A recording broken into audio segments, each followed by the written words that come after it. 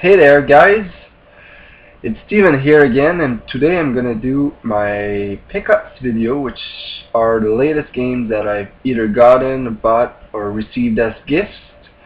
And I'm gonna start, pardon me, with a gift that Jarrod Nichols, executive director of ProjectSeries.com, sent me over the holidays. And I'm gonna have to try and speak very slow here because I'm recording this on a very crappy webcam, and this might not actually get published because as I did a test there and the audio wasn't that good. So I'm gonna try and see if it works. But first off, this is what Jarrod sent me, and he sent me these games as a kind of a joke. The thing is, though, these games are brand new, so they're kind of expensive. So it's a pretty expensive joke, but it was appreciated nonetheless. So first off, he sent me Disney Universe for the Sony PS3. Sadly, this is still sealed. I haven't had the chance to try this yet, but I plan to eventually.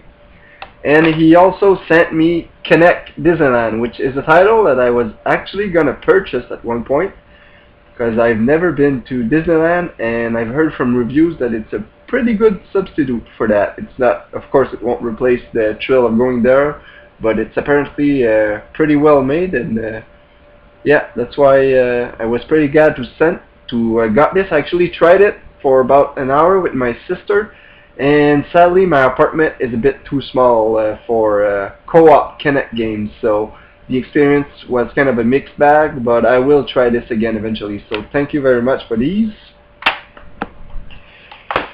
Next up are a few games that I actually bought from Marc-Andre, which I'll put a link to his channel below.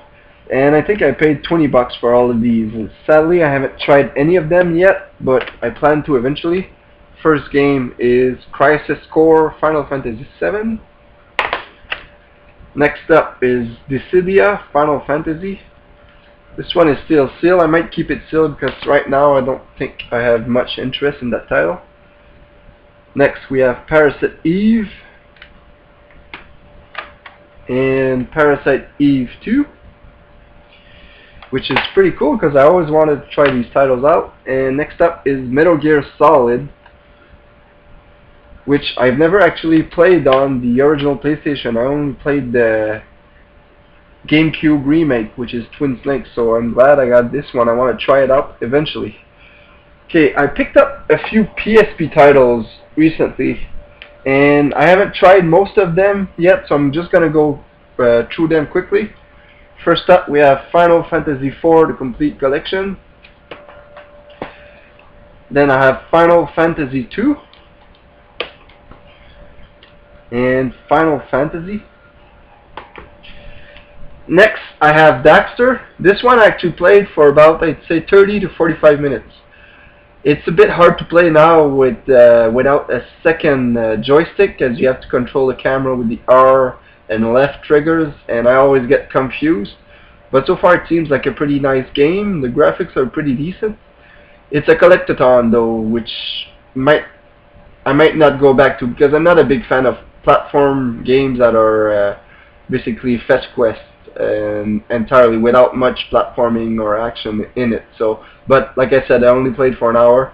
I'll have to try it out. I will for sure try it out for more, and I'll see if I like it down the line. Got pretty good reviews though. Next, I have Buzz Master Quiz, which I was pretty disappointed by. I had the Buzz Quiz game on the PlayStation 3 and played on that with that game for hours and hours and hours. It's a blast to play. And this one unfortunately doesn't support online, and for single player purposes it's pretty boring to play. I played it for around 30 minutes, messed around with it, and most modes are pretty similar.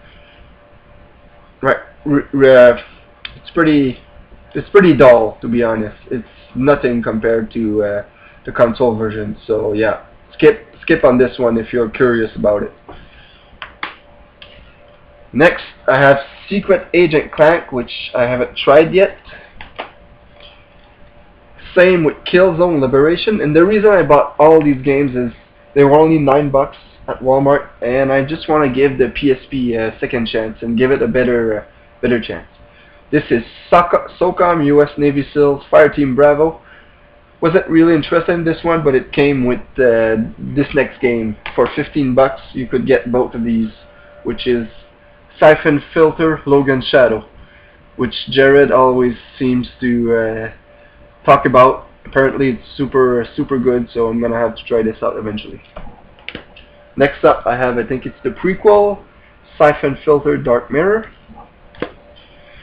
I also picked up Kingdom Hearts Birth by Sleep, which I think is the prequel to the original Kingdom Hearts. Might give this a try, might not. Might go just to Jarrod. We'll see.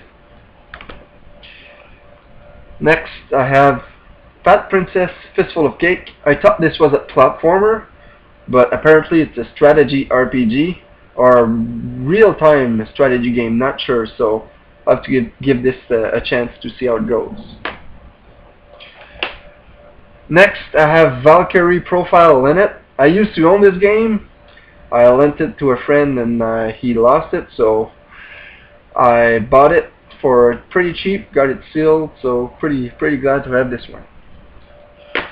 Next up I picked up two other PSP games. First I have Ys 7, the premium edition. I haven't tried this game yet. It's still sealed, but I will eventually. I think this is the brand new Ys game made exclusively for the PSP.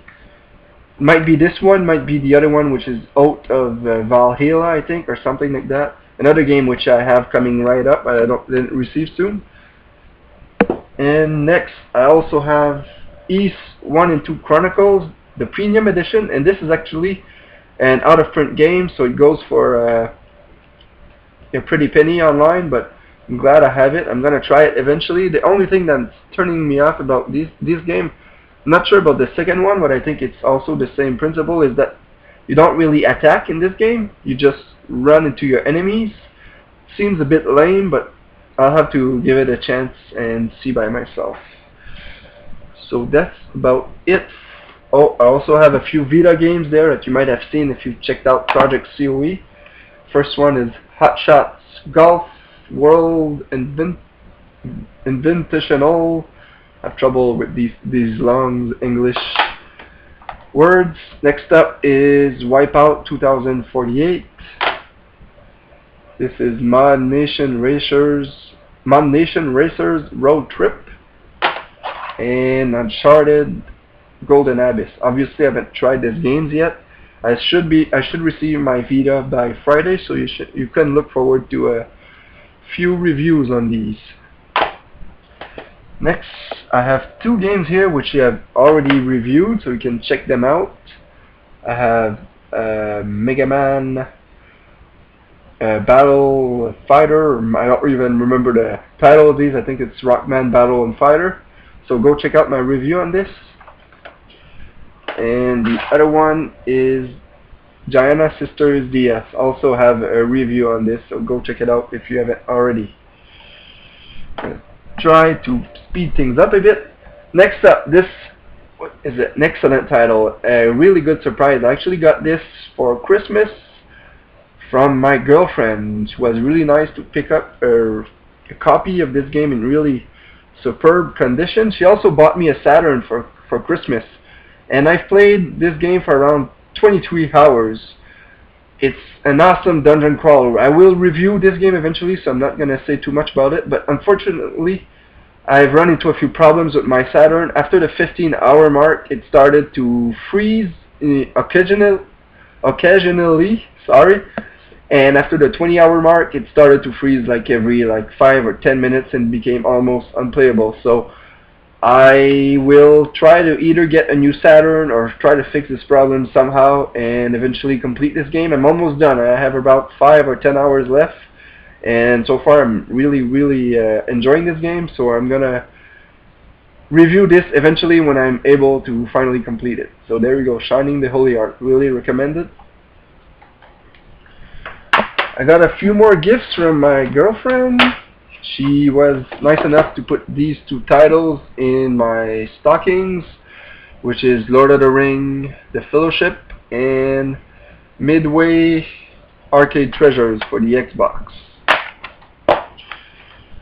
I also picked up a copy of Zelda the Twilight Princess for the GameCube. This is still sealed. I'm not sure if I will open it, but I really want to give this game another try eventually, and I thought I might as well play the GameCube version, so that's why I got it. Next up, I picked up Blaze Blue Continuum Shift Extended. This is an import. I was a bit disappointed by the heavy Japanese in this game. I guess it's a bit expected, but usually the menus and everything in fighting games are in English. But in this case, everything is in Japanese, so it's a bit hard to navigate. But from what I played, this is an awesome game so far. I really enjoyed it. Funny thing is, we had a Christmas party at one point when I had a bunch of friends over, and we played this game for hours. And there was this friend of mine who kept beating us. I think he stayed undefeated for like an hour and a half, and eventually one of us finally was able to beat it, and it was an epic fight. Let me tell you, the excitement we had when we finally beat him was unmatched. This is one hell of a fighter. If you're into fighting games, get this game. I think the North American version has been released now, and there's also a Vita version coming out, and I think there's one also coming out for the Nintendo 3DS. So check this game out, very good. I also got Enslaved for the Xbox 360. It's still sealed. I already completed this game when I borrowed it from a friend ages ago, but I'm really curious to play it again, as I really liked it, so that's why I picked it up. It's only 20 bucks right now, so if you're interested in it, might be worth a shot or worth a look. Also got Final Fantasy 13-2. I played this game for about 10 hours. I really like it so far. I'm not that much into the story, and it's also a lot easier than the original Final Fantasy 13. Like, leveling up in this game takes mere seconds. Like, I already have a level 99 Ravager and a level 95 Commando, and I'm only 10 hours in, so it's a bit on the easy side, but like I said, I'm only 10 hours in, so I'm looking forward to playing more out of this. Next up, I also got this. This was a gift from my girlfriend's parents. This is 9 hours, 9 persons, and 9 doors. Very nice adventure game for the Nintendo DS. It took me 7 hours to complete this. The storyline in this game is simply incredible.